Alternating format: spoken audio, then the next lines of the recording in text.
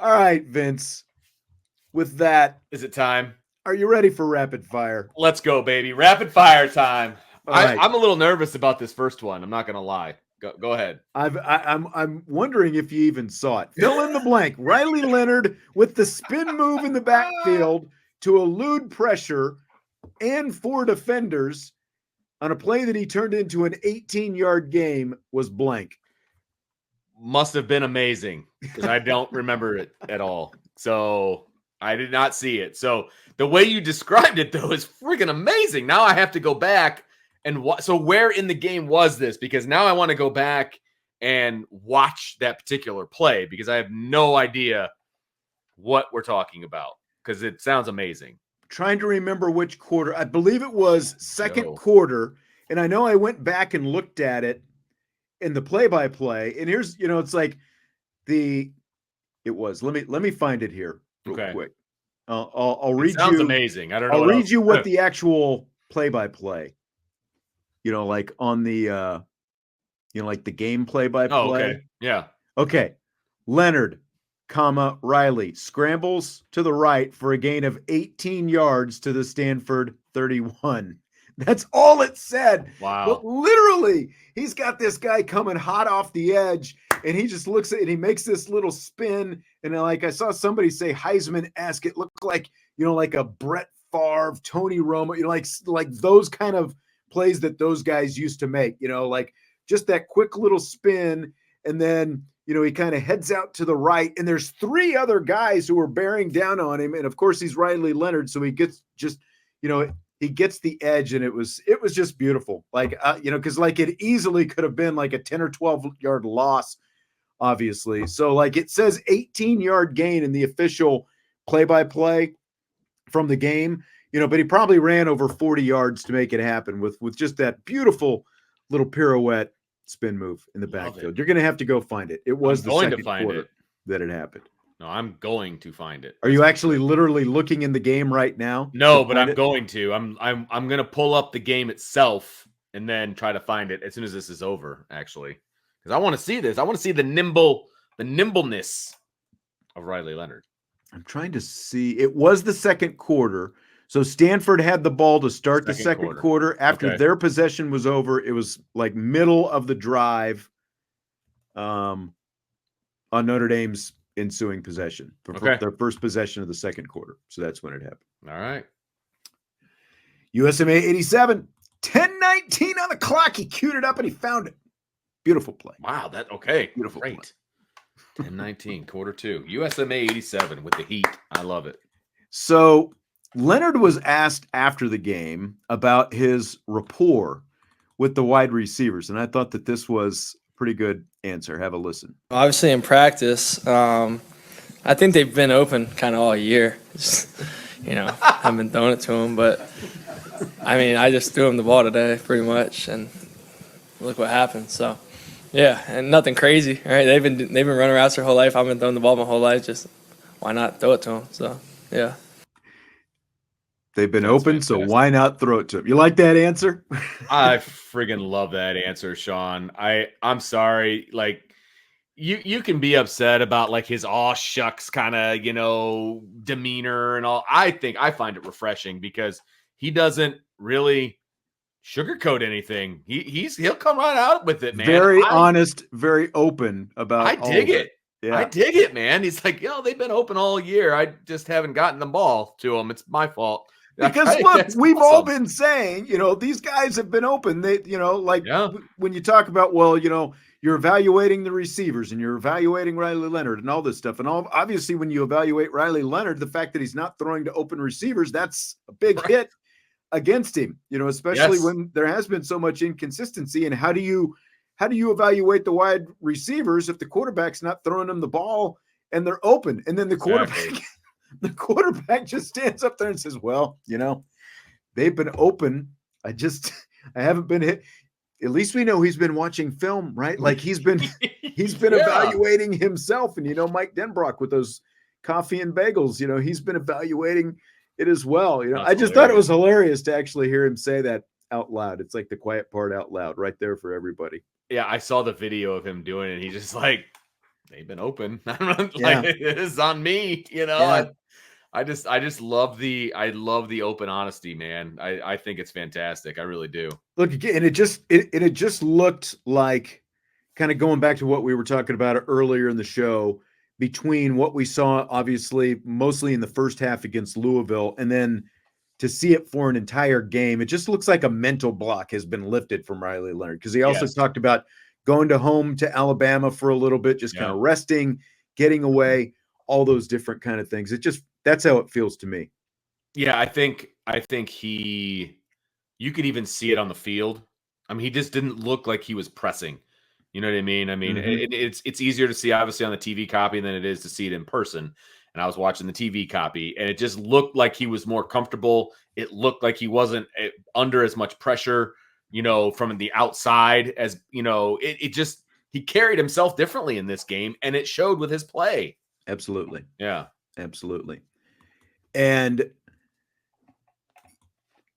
just what was I going to say? I don't even know. I completely lost my train of thought. Like Salty said after the Louisville game, when I asked him the question, he was like, dude. That's just, I don't think it's an act. Like, I think that's who he is. Like, that's just, he's going to be honest with you about stuff. I love it. Yep. All right. So we had Pat Coogan out there. The Cougs. Catching a pass, got the deflection, 11-yard reception that he had. Here's him talking about that play. I've ever touched a football, actually. And it was kind of just like, oh, here we go. It's hard to explain. We ran tight zone to the right, and I was on my combo block, and I was on the way, and then I see the ball, and it's in the air, and I grab it and run. It was just like an instinctual thing that happened, so it's fun, though. Vince, it's blank that Coogan says that's the first time he's ever touched the football. Surprising, since he's the center, but I mean, that's does he know he's the center?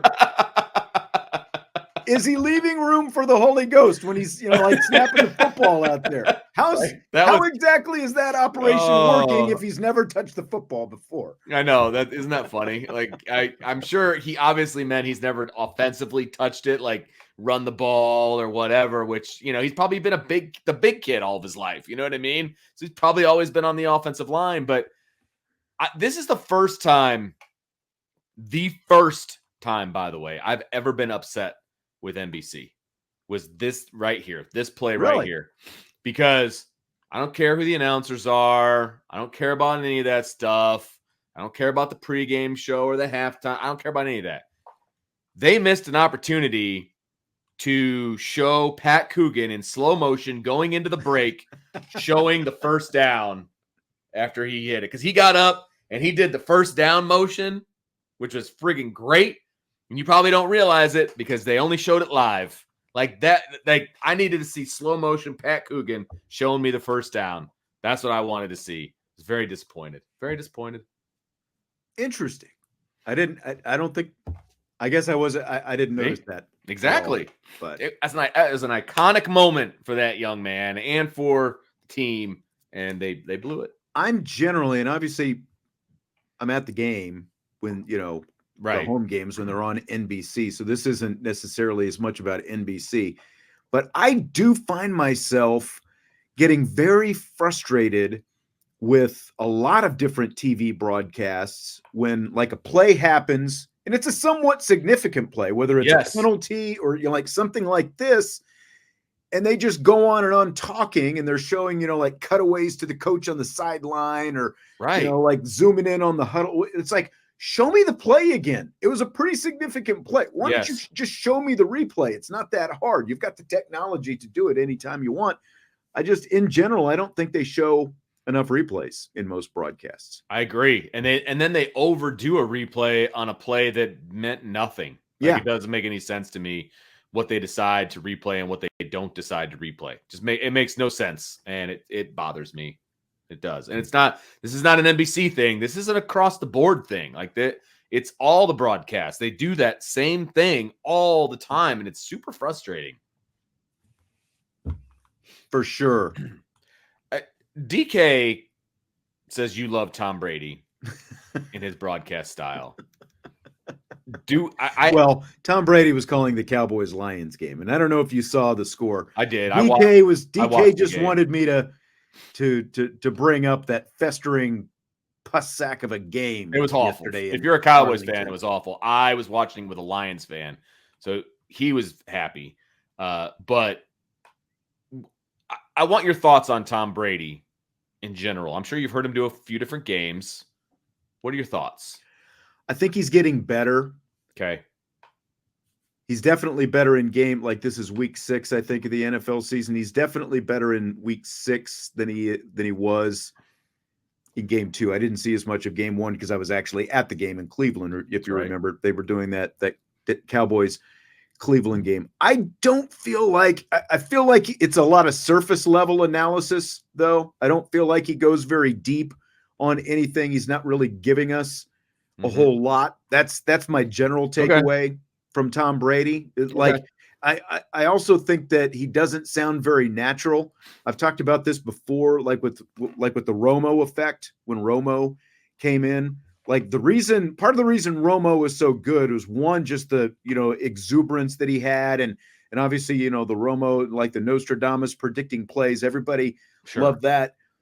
But the difference, the biggest difference between Romo and Brady to me is, whether you hate the Cowboys or not, Romo is still just like a dude who you could sit and go hang out and drink a beer with and have a lot of fun sitting there talking about football and probably, whatever else you want to talk about with Tony. If you're a golfer, obviously he's a big golfer, you could get into that. But like, Romo is just a dude who you could hang out with. That's not the vibe that you get from Tom Brady. And it's like he's really got to push himself and force himself to try to sound more natural. He just doesn't sound real natural to me. Yes, it sounds forced and it doesn't sound comfortable. He doesn't sound comfortable in the booth to me. And I don't know if he really is uncomfortable up there, but yeah, and his voice it does bother me a little bit. I know that sounds ridiculous, DK, but I'm with you on this one. He says, I don't like his voice. He constantly has that whiny voice. Definitely not a voice for radio. I don't disagree with that. It is kind of in a higher register, and it doesn't settle well with me while I'm watching the game. And when he speaks, it feels forced. It feels like he's forcing information out. And I also don't disagree with Michael here. He says Tom Brady is struggling with getting all of his knowledge in a game, and it's not very entertaining.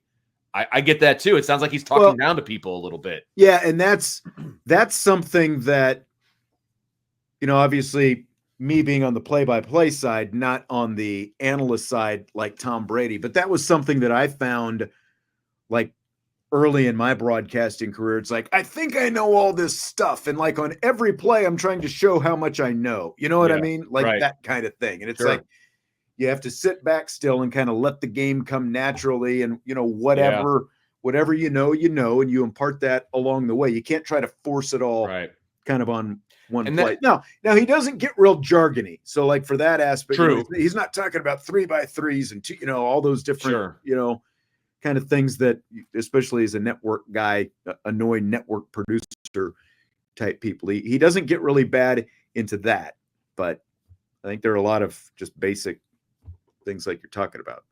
I don't know. I mean, again, what you just talked about does take time, to do, which is why I wouldn't have given him the A slot right off the bat. You know what I mean? It's kind of like the Jack Collinsworth argument, right? Like, don't put him in the A chair. Give him a chance to figure it out, at some lower level games and some things like that. But again, Romo spoiled the game for everybody because true. Romo came right in, and then the next year ESPN tried to bring Witten in to the Monday Night Football booth, and all these people who have come after him, really with the exception of Olsen. Like, Olsen got a chance to kind of cut his teeth a little bit. He started dabbling a little bit. I think he was on injured reserve one year, and he did a few broadcasts.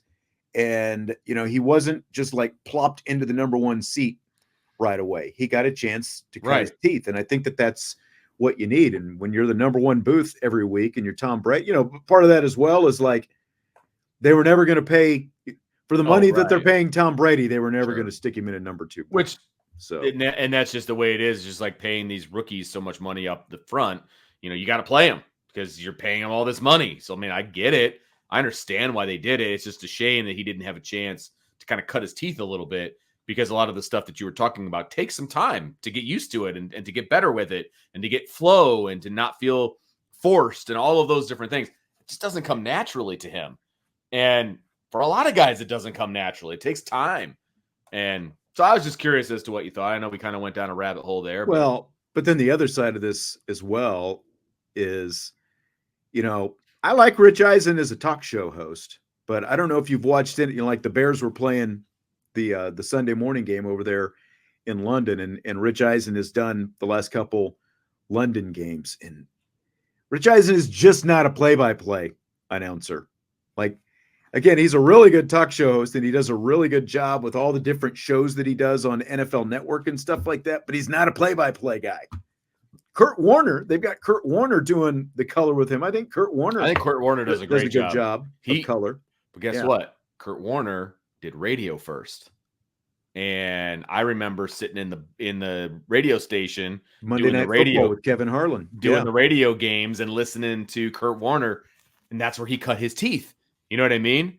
I think every TV guy should cut their teeth in radio and just get used to it, man. Like, that's what you should do. And because I think it makes you better. I think it makes you better, frankly. And Kurt Warner's good because he didn't come right out on TV. No, that's it. Yeah, I agree with what Michael is saying. Rich Eisen calls games like a TV show host. Yeah, I mean, it's like, and I don't know. I saw someone saying that he Irish for Life 99. I don't know if he's also talking about Rich Eisen or somebody else at this point, but there's no cadence to Rich Eisen's play-by-play. Like, you just, like Michael says, he just kind of sounds like a guy out there talking into a microphone during a game. So, yeah, we did go down a rabbit hole. We did, but I knew I could get you talking about somebody, I figured we'd be in safe territory. Yeah. All right, so here's Josh Burnham talking about his fumble recovery and return from the other day. I mean, I saw the tackle go down, so I knew I had to brown spot and feather. And it just so happened I was at the right place at the right time, threw my hand out, was able to tip it, and came down with it. So, yeah. Well, Vince, I hope you've seen that play because it was blank. I saw that one live. Well, not live. When I was watching it, I saw it happen. I went back and watched it a few different times, and I was like, Dylan, you got to watch this. Check out this play. This is amazing. I mean, that was unbelievable. That what a savvy, athletic, name the adjective that's really positive. That's what that was. I was very impressed. And it happened so fast. I'm like, what just happened? Yeah. How did he do that?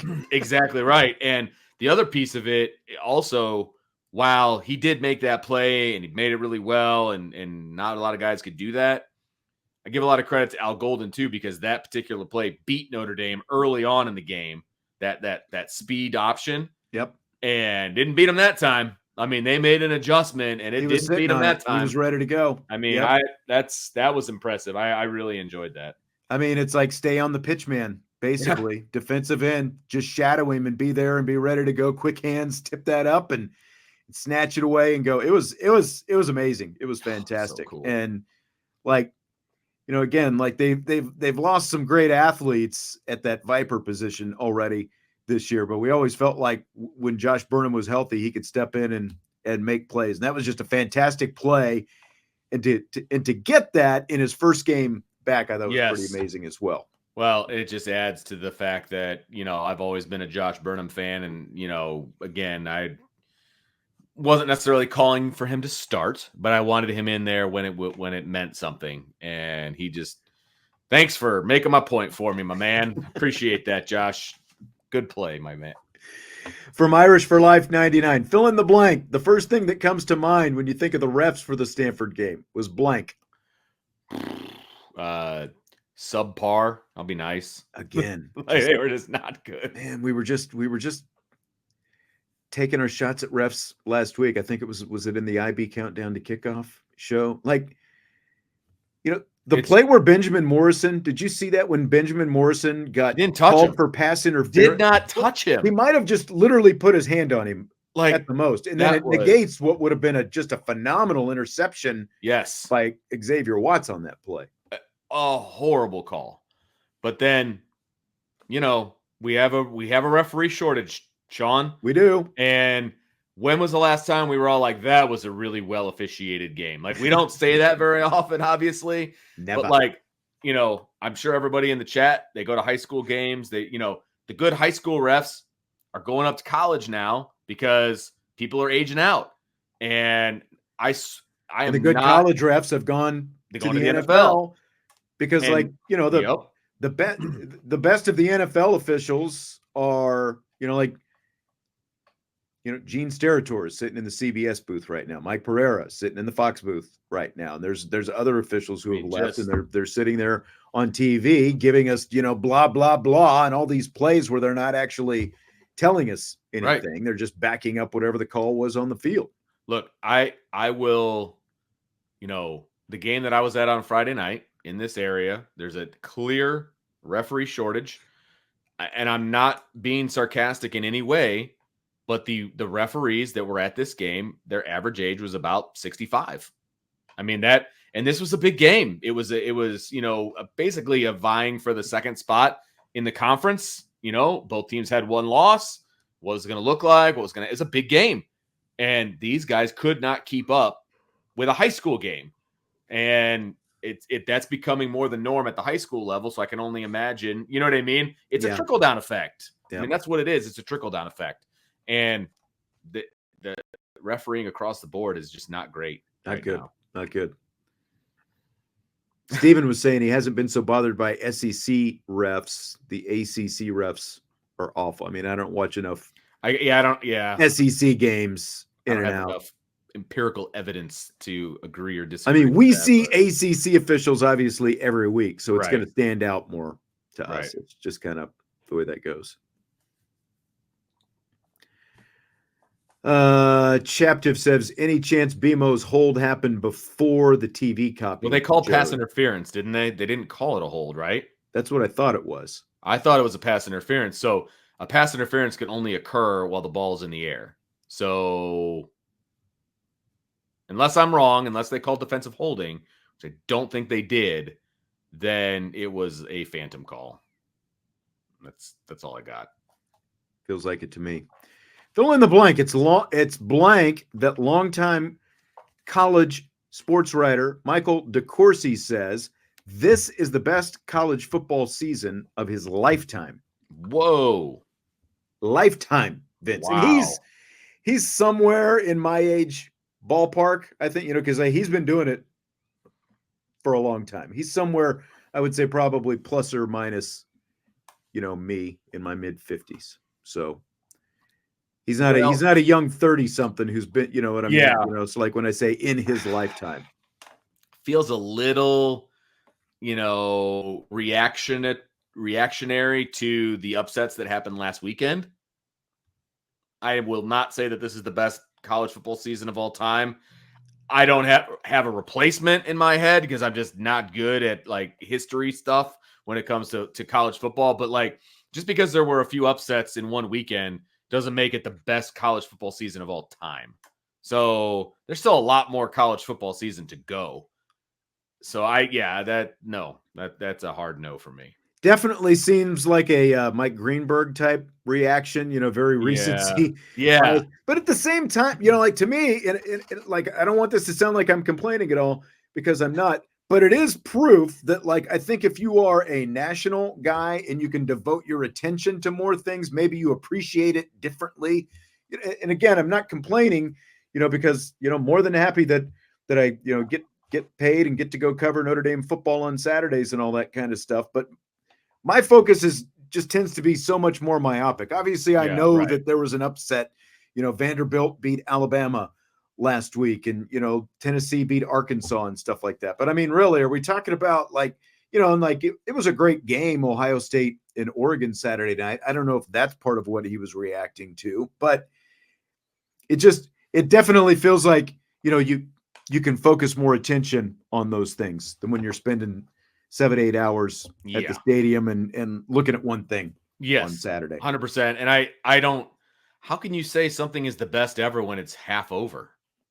There's a whole other half of football to go. Like, maybe he makes that claim in January. Okay, let's have that conversation. But, the season's half over. There's still a lot more to go. If he said it was the best first half, maybe we get on board. I don't know. Just seems very knee-jerky, recency bias to me. I don't like it. Yes, Greenbergian is what I will call it. There we go. I like that. So I think we all know by now, Georgia head coach Kirby Smart shoved Mississippi State quarterback Michael Van Buren while he was arguing with an official. Does he need to be punished? What do you think? Man, you can't put your hands on another player like that. Like, yeah, I think he does. Whether it's a fine, whether it's a suspension or something. But, like, he came running up and two-handed shoved the player. Like, I saw the video.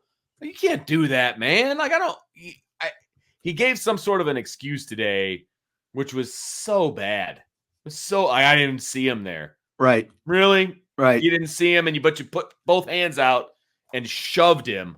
Like, come on. And there was like no attempt at any recognition. No. Like the guy was dressed in all white. Are you telling me you didn't see white helmet, white jersey, white? Like you saw nothing there, and you just shoved him out of the way. I think he needs to be suspended for a game. Yeah. Honestly, I'm honestly surprised that this isn't a bigger deal than what it is right now. I am curious, like what Feinbaum might have said about it earlier today. And I know people are going to say, well, Feinbaum, SEC apologist and all that kind of stuff. I'd like to know, what he had to say about it, because if he's not condemning it, then, maybe he needs to look at himself as well. Like, like this is very, like the whole Woody Hayes thing, when he punched the Clemson player all those years ago on the sideline. Like this is like in a social media world where everything is out there instantaneously. Like there was no attempt by Kirby Smart either to even, like, okay, you shoved him, maybe you didn't see him like in the process, but then you're going to tell me that you didn't see him standing there. And like, there was no recognition of what he just did. Like no attempt to, oh, I'm sorry, I didn't realize, any of that kind of thing. There was no attempt at any contrition out there on the field. And I completely, I don't care what his excuse is. Right. It's not a good one. He's got to punish this. Well, and like the chat is saying, they're not going to punish him this week. They're playing Texas on Saturday. There you go. It's never going to happen. You know what I mean? It's never going to happen. They trotted him up at the press conference today, and he gave his excuse, and they're just going to let that go. I will be shocked if the SEC does anything about it. Anything. And it's a shame, because when you allow stuff like this to happen, it's going to happen again. That's the problem. What happens is what you allow, and the conference is allowing it. The school is allowing it. The school could do something, right? The athletic director could do something. The conference could do something. The NCAA could do something. There's so many levels to this, and nobody's going to do anything. That's a shame. Yep. I guess Irish for Life 99 got that Woody Hayes reference in there right before I did. Okay. But I mean, that was the first thing I thought about. Oh, yeah. This is like Woody Hayes. I remember when that happened. I was probably 11 or 12 or something like that. Nope. That was before your time. Before my time. Vince, which is worse, when USC wins or when you pick USC to win and they lose?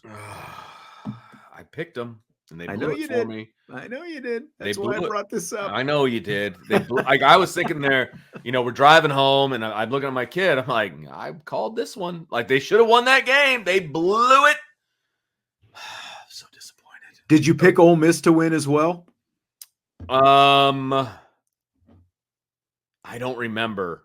Honestly, I don't remember. Did we pick the Ole Miss LSU game? I thought we did. Didn't we pick Ole Miss LSU? Ah, man.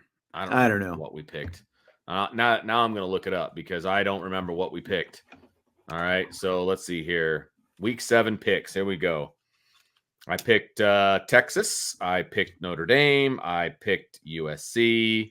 I picked Ohio State because, yeah, I picked Ohio State. I did too. And I picked Ole Miss.